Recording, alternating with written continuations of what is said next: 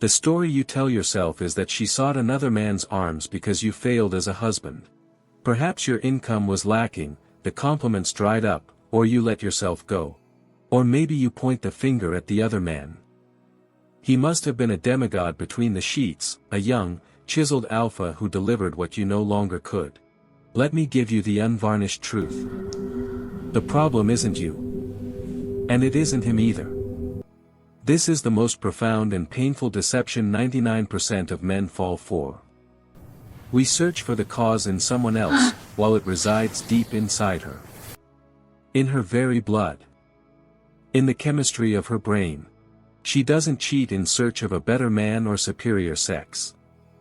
She cheats because she is hooked on the world's most potent and readily available narcotic. A drug that transforms her gray, predictable existence into a pulse-pounding thriller starring herself as the lead. This drug has a name, the euphoria of betrayal. Imagine a mundane Tuesday evening. She sits across from you, stirring tea that has long gone cold, nodding and inquiring about your day. To the casual eye, she is the same woman you have shared a life with for a decade, or two. But if you could peer just a little deeper into her eyes, you would not find serenity. You would see the faint, predatory glimmer of a dying ember. At this very second, her thumb is methodically wiping today's call logs and messages from her phone beneath the table. Her skin still holds the phantom warmth of a stranger's touch, and her handbag conceals a perfume she would never wear at home. In this moment, she is not with you. She is the captain of a vessel returning from a perilous journey through pirate-infested waters, now mooring in a calm, safe harbor. And you are not her lover. You are the harbor. Dependable, predictable, and soul-crushingly safe. Today, we will perform a merciless autopsy on this phenomenon. We will not speak of morality or feelings. We will speak of biochemistry and psychology. We will deconstruct the cocktail of hormones and neurotransmitters that assaults her consciousness with more force than any controlled substance. And you will grasp that her lover is not the destination. He is merely the instrument.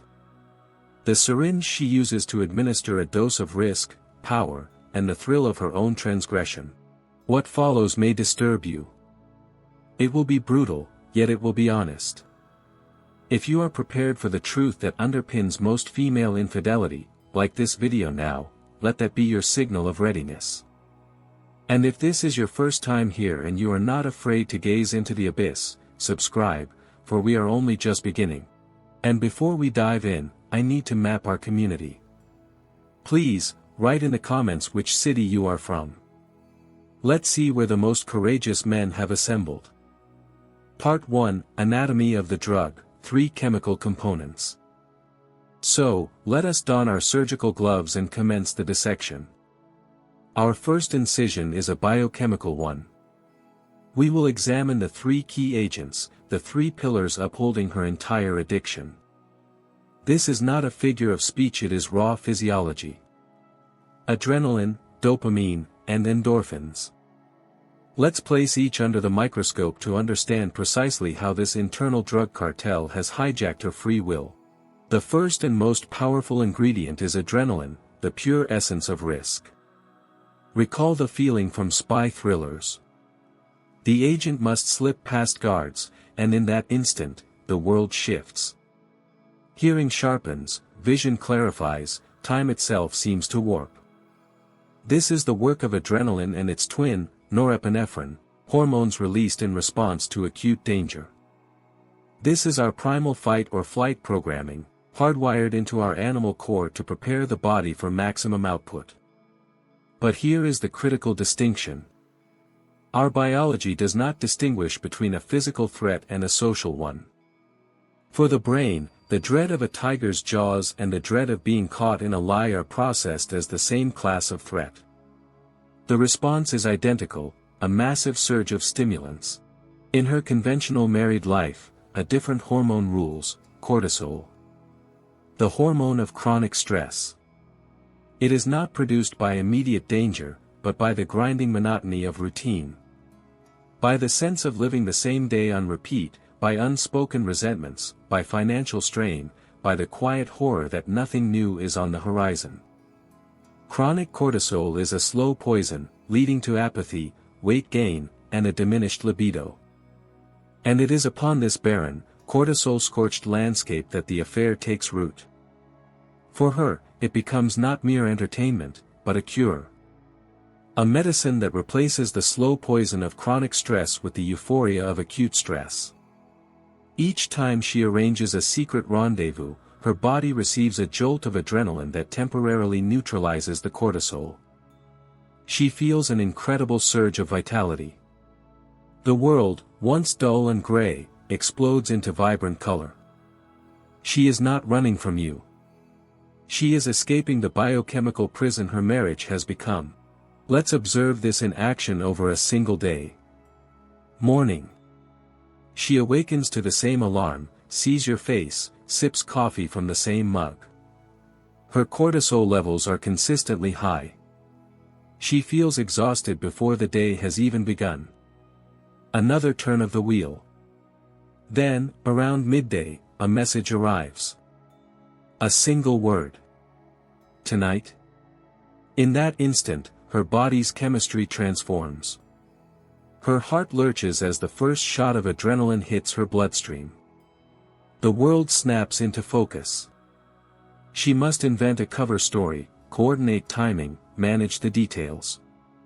Her mind, dormant in domesticity, roars to life. She is no longer a weary homemaker, she is a field agent planning a covert op. The meeting itself is the apex. Every minute is a walk on a knife's edge. A glance at her watch, the fear of a familiar face entering the cafe, the need for hushed tones. Her senses are electrified. She notices details she would ignore at home, the way light plays across his face, the wrinkles on his shirt, the coffee's flavor seems impossibly intense. This is the effect of adrenaline's tunnel vision, where the universe contracts to a single, hyper-important point. She feels more alive than ever. This adrenaline is her proof that she is still capable of recklessness, of risk, that she has not been reduced to a mere kitchen appliance. The second, and arguably most essential, component of this mixture is dopamine, the reward for a victory.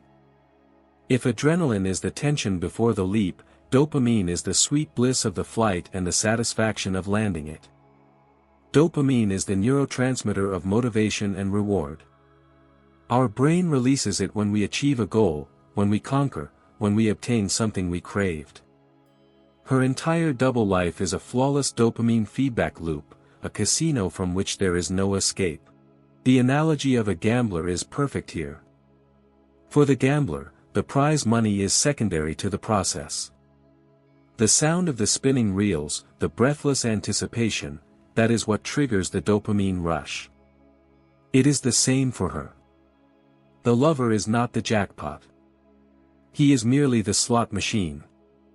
Every wager in this game is a small action that delivers a hit of pleasure. Sending a suggestive text is placing a bet. Receiving a reply is a small win. Arranging to meet is raising the stakes. And the successful rendezvous, returning home undetected, is hitting the jackpot. She feels brilliant, cunning, untouchable. She is a grandmaster playing a complex match on two boards simultaneously and winning. But dopamine addiction has a terrifying quality, tolerance. The brain rapidly adapts to a certain level of stimulation and demands more. If yesterday a flirtatious text was enough for a dopamine spike, today it falls flat. Today, she needs a meeting. Tomorrow, she'll need a meeting in a location with higher stakes. The day after, she'll need to do something truly on the edge, like calling her lover while you are in the adjacent room. She must continuously up the ante to achieve the same high. It is at this stage that she begins to slip. She grows careless, leaves traces, because subconsciously she craves more risk, more drama, to pierce her dopamine tolerance. She is ensnared in a trap where, to feel alive, she must gamble with everything she has. Freud, were he to observe this, would call it the ultimate victory of the pleasure principle over the reality principle. Every secret fantasy acted upon, every lie that goes undiscovered, validates her own power and importance. It is like an addiction to social media likes, but magnified 1,000-fold. There, you receive validation from an anonymous crowd. Here, she receives validation of her mastery over reality, over men, over her own fate. And that dopamine needle is one of the sharpest in the world. And finally, the third component, the most insidious of all, endorphins, the opiate for her boredom.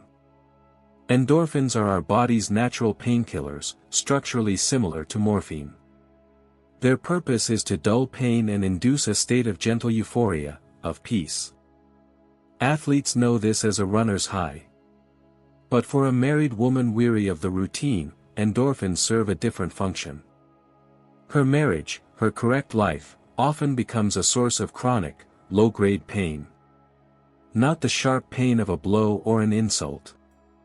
It is the aching pain of boredom, of sameness, of the sense that her best years are gone and only shades of gray lie ahead. And this double life, saturated with adrenaline and dopamine, becomes her most powerful anesthetic. Picture her return home. She has just experienced a massive adrenaline and dopamine surge. Her nervous system is on fire. Now, she steps into the quiet sanctuary of her house. At this moment, to compensate for the overstimulation, her body releases endorphins. She feels a profound sense of peace and calm. She looks at you, at the children, at the familiar furniture, and feels none of the morning's irritation or despair. She feels relief. The contrast between the risk out there and the security here is so stark that her ordinary life temporarily loses its gray pallor. It becomes bearable. Her secret life does not, as is commonly believed, destroy her marriage. On the contrary, it becomes the glue, the painkiller, that allows her to tolerate it. She doesn't bring guilt through the door, but rather the placid calm of an addict fresh from a fix. And you, seeing her so tranquil and even tender, may mistake it for newfound harmony. In reality, you are merely witnessing the afterglow of a powerful internal narcotic. It is what makes her routine endurable. Part 2, The Psychology of a Double Life, What's Happening in Her Head. If biochemistry is the fuel for her infidelity, psychology is the engine that burns it. We will now plunge into the darkest, most candid corners of her consciousness. We will dissect the 3 psychological pillars that make her secret existence so irresistible. It is a rebellion against her assigned role, an intoxicating feeling of power, and, paradoxically, the sweet agony of guilt. The first and most powerful motive is the act of reclaiming herself. Grasp this simple concept: upon entering marriage and motherhood, a woman often ceases to be herself. She is reduced to a function, a label. Wife, mother, keeper of the hearth. Society, family, and you yourself affix these titles to her. She is expected to be good, proper, agreeable. And in the race to embody this ideal, she inters a vast portion of her identity. Somewhere, buried beneath the debris of domestic life and duty, is the girl she once was. The adventurer who thrived on flirtation. The predator who loved to feel the gaze of men upon her. The rebel who yearned to break the rules. For many, marriage and motherhood are the executioners of this part of her. An affair, then, is a desperate, almost feral attempt to resuscitate that murdered self. It is a revolt against the role of the respectable woman. The great psychologist Carl Jung wrote of the shadow archetype. This is the part of our psyche we reject, the part we conceal from others and even from ourselves. Our dark appetites, our repressed instincts. The good wife is her public face, her social mask, her persona. Her lover is the key that unlocks the cellar where her shadow languishes. In her secret life, she is finally granted a license to be bad. To be selfish. To think only of her own pleasure. She sheds the uniform of wife and once again wears what feels natural, be it the guise of a femme fatale or the reckless girl she once was. Let's paint two contrasting portraits. Her at home, a shapeless robe or sweatpants, hair tied back, a face worn by fatigue, bare of makeup. She is a function. She prepares meals, checks homework, plans budgets. Now, her on the prowl, she leaves the house, claiming to meet a friend. In the car, she transforms. The sensible jeans are replaced by a dress that clings to her form. The practical shoes are swapped for heels that alter her gait and her very posture. She glances at her reflection in the rearview mirror, applies a slash of crimson lipstick, and lets down her hair. In the mirror, she sees not a matriarch. She sees a woman. A predator. The woman she thought she had long since buried. And this inner monologue of metamorphosis is sweeter than any compliment. She thinks, I am still here. I can still do this. I am still seen. This rebellion against the gray, this act of reclaiming her womanhood, is the primary engine of the affair. But this has a dark side. Sometimes the shadow does more than just emerge to play. It seizes control. The woman becomes so immersed in her clandestine role that her persona as a good wife begins to feel fraudulent and detestable. She starts to despise her home, her husband, her proper life. She becomes irritable, distant. Her real life is now lived in encrypted chats and secret meetings. Her home is just an inconvenient stage. This is the path to self-immolation, when the game of a double life stops being a game and becomes the slow incineration of every bridge she has ever built. It is for this brand of ruthless analysis that you are on this channel. We do not spin fairy tales, we expose reality. If this is the level of depth you have been searching for, there is no better moment to subscribe and join our community. The second psychological fulcrum is the sensation of power. In her daily life, she often occupies a subordinate position. A boss at work, duties to her children, your decisions for the family. She may not consciously recognize it, but she feels a deficit of control over her own existence. The affair provides this control in spades. She becomes the sole individual in the triangle who possesses the complete truth. Meditate on that. She is the director of this play. She writes the script, casts the actors, and pulls every string. The husband is an unwitting background player. The lover is a lead actor who knows his lines but is ignorant of the full plot. But she sees it all. She is the master of two separate realities. She manages logistics, concocts alibis, and juggles time and information. It is a formidable intellectual challenge, and its successful execution gives her a feeling of incredible superiority. Compare her to the director of a covert agency. She has her own tradecraft. A burner phone, or a separate social media profile. Lovers' names stored under female aliases. The use of legends, elaborate backstories about nights out with friends, gym sessions, or late hours at the office. She scrubs her browser history, deletes call logs, and manages her phone's location services. This is not mere lying, it is a complex, multi-layered game demanding intelligence, nerve, and unwavering focus. And each time her operation concludes successfully, she feels not just relief, but triumph. She has outmaneuvered them all. She is smarter, shrewder, stronger. This intoxicating sense of omnipotence, this feeling of being a deep-cover agent in her own life, is a drug as potent as any chemical. And the third, most piquant element, is the sweet agony of guilt. Logically, guilt should be a deterrent, a poison to her pleasure. But in this perverse game, the opposite is true.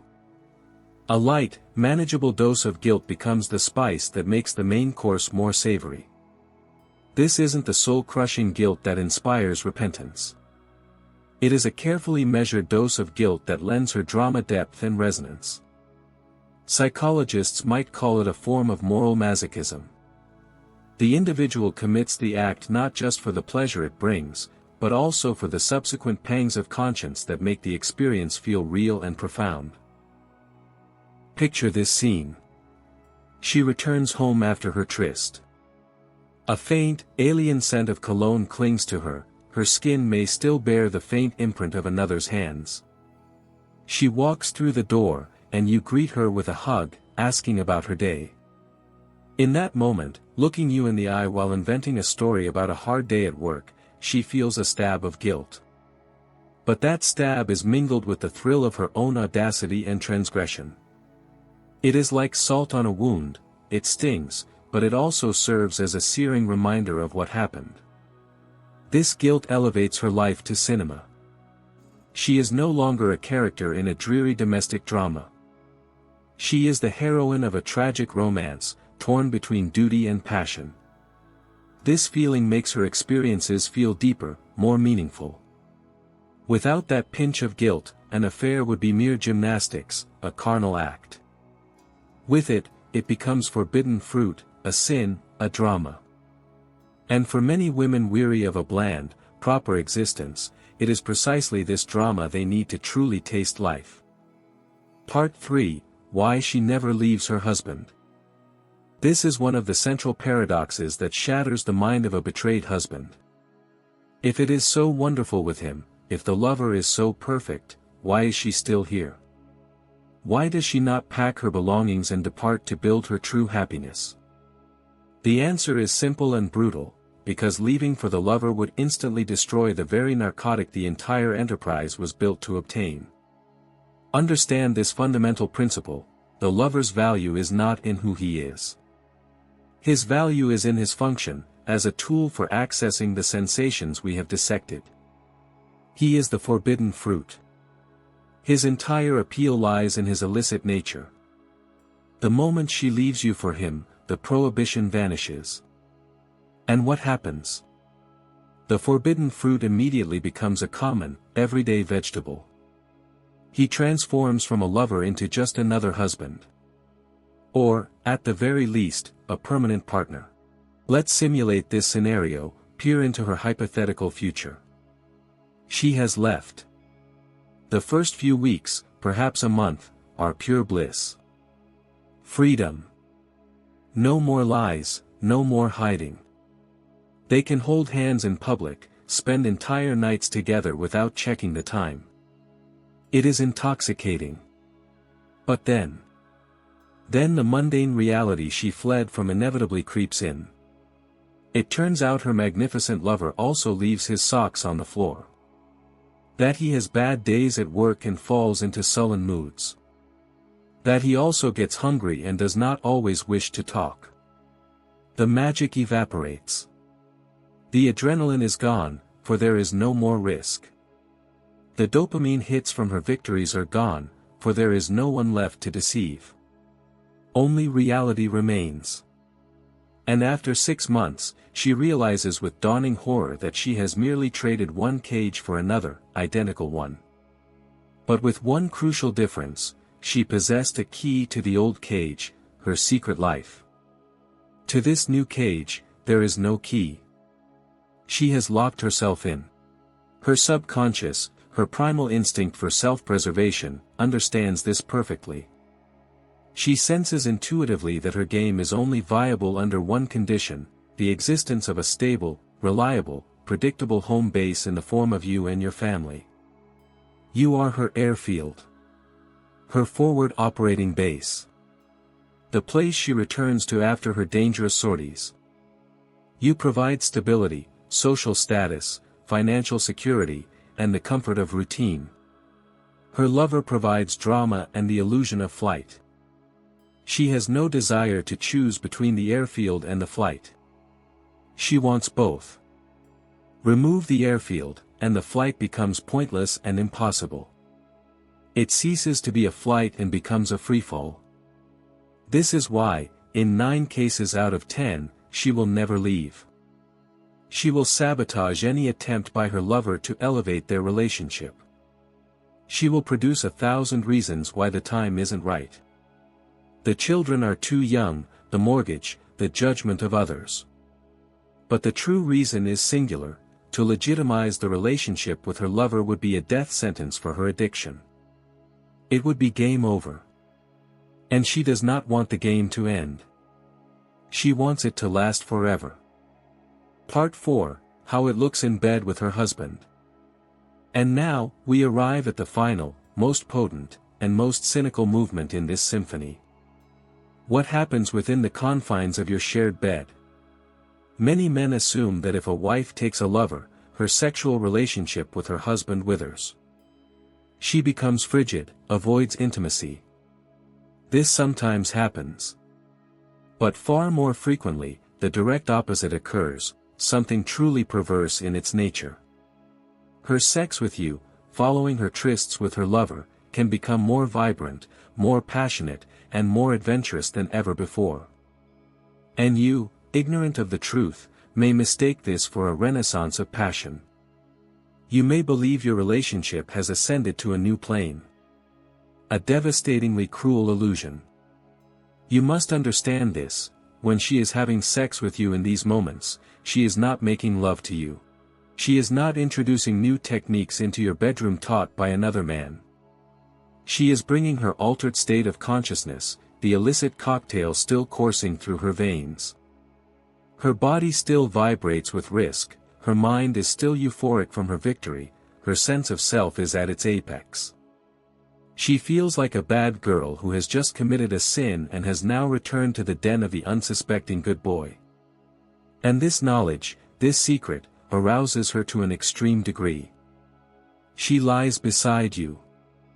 You touch her, and she responds with an uncharacteristic fire. Her breath catches, not from passion for you, but from the phantom echoes of the risk she navigated just hours before. Her eyes are closed, but behind her lids, she sees not your face, but a kaleidoscopic montage of her adventure. In that moment, she is having sex not with you, but with her memory, with the intoxicating sensation of her own badness. She does not belong to you. She belongs to her secret. And the more reckless she was out there, the more uninhibited she will be in here, with you. The barrier of the good girl has been shattered. She has already fallen. And therefore, anything is permissible. With her lover, she may have been tense, constrained by risk and uncertainty. But you are safe.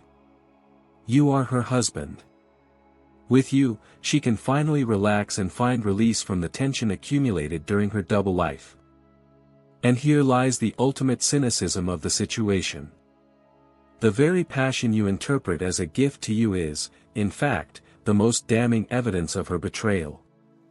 The more explosive her orgasm with you, the more likely she received a powerful dose of her narcotic just hours before. You become an unwitting player in her depraved theater, a supporting character in her personal drama of sin and absolution. She cheats on you with him, and then she cheats on him with you. And at the center of this vicious carousel, she feels like the center of the universe. Conclusion: she's not cheating on her husband. She's cheating on her boring life. So, what conclusion do we draw after assembling all the pieces of this merciless puzzle? A single, simple, all-explaining truth. Your woman, when she cheats on you, is not solving the problem of a flawed relationship. She is not searching for the one. She is solving the problem of existential boredom. She is not waging war against you, the man. She is waging war against the gray, predictable, proper life she herself once chose, and in which she is now suffocating. To fully grasp this, let's use a final metaphor. You, the husband, are a dependable, safe, high-status automobile. A Volvo. You can drive it every day, transport the children, embark on family vacations. It is utterly reliable. The lover is not a better car. He is a stolen motorcycle she takes for joyrides at night without a helmet. She has no intention of trading her Volvo for a motorcycle as a daily driver. That would be foolish and impractical. She requires both the Volvo in the garage and the periodic opportunity to steal the motorcycle to feel the wind in her hair and the thrill of mortal danger. She is not cheating on you. She is cheating on the traffic laws. And you are the embodiment of those laws. When a man confronts this situation, his first instinct is to try to defeat the motorcycle. In doing so, he makes three classic, predictable, and utterly futile mistakes. Mistake number 1, the total interrogation. He begins inspecting her phone, conducting interrogations, demanding an accounting of her every move. He believes he is cornering her. A tragic miscalculation. He fails to see that he is only pouring gasoline on the fire of her addiction. His suspicions and questions are not a punishment for her, they are an escalation of the game. A new difficulty level. Each time she successfully deceives him, lies to his face, she gets an even more potent hit of dopamine. His control does not make her a prisoner, it makes her a more proficient spy. He becomes an unwitting cast member in her thriller, playing the part of the bumbling detective she expertly outwits. Mistake number 2, becoming better. On discovering the affair, the man swings to the opposite extreme. He joins a gym, brings home flowers, plans romantic dinners, and books lavish holidays. He attempts to upgrade his Volvo to the level of a sports car. He thinks, I will prove to her that I am better. Again, he misses the target entirely. She does not desire an improved car. She desires risk, prohibition, the sensation of being bad. His efforts to become the perfect husband only amplify her guilt, and as we know, the sweet agony of guilt is a key ingredient in her cocktail. Furthermore, his sudden perfection makes her proper life even more cloying and predictable, which only intensifies her craving for something spicy on the side. Mistake number 3, the ultimatum. This is the final argument of a desperate man: choose, me or him. He believes he is presenting her with a choice. In reality, he is demanding she destroy her game. She does not want to choose. She wants both. Terrified of losing her airfield, she will almost certainly choose him, her husband, on the surface. She will swear it is over. But what really happens? He has not cured her addiction. He has only forced her to be more cautious. She will find a new dealer, and the next time, she will operate with far more subtlety and intelligence. The ultimatum does not solve the problem, it only drives it further underground. And when you realize that all of these obvious actions lead to a dead end, you are left with only two authentic paths. The first is a noble but doomed attempt to become both the Volvo and the motorcycle for her. To become her source of drama. To create surprises, provoke gentle jealousy, to be unpredictable. But let us be honest, a husband, by definition, cannot be the forbidden fruit. He cannot provide the risk of being discovered. To become her drama, he would have to demolish the very things that make him her husband: reliability, trust, stability. He cannot be both the safe harbor and the pirate ship. This is a path of self-annihilation. And then there is the second path. To recognize that you are not losing a competition with another man. You are simply on a different playing field, where the rules are different. To recognize that you are the bank, whose stability and resources are inadvertently funding her excursions to the casino. And your only powerful move is to cease being her sponsor. This is not a defeat. It is an act of self-respect. It is shifting the question from how do I win her back, to do I want to be a part of this game? It is understanding that you cannot cure her addiction. Only she can do that, should she ever choose to. Your task is not to be the collateral damage in her private war against her own boredom. The choice of which path to take is always yours. But now, at least, you know who, or rather what, you are truly up against. You are not in a battle with a man of flesh and blood. You are battling a phantom. The phantom of her unlived dreams, her suppressed shadow, her yearning for a life she never had. And to attempt to vanquish a phantom is the most hopeless battle in the world. I have shared my analysis with you, founded on chemistry and psychology. But life is always more complex than theory. And now, the ultimate question for you, for the men who have seen the world.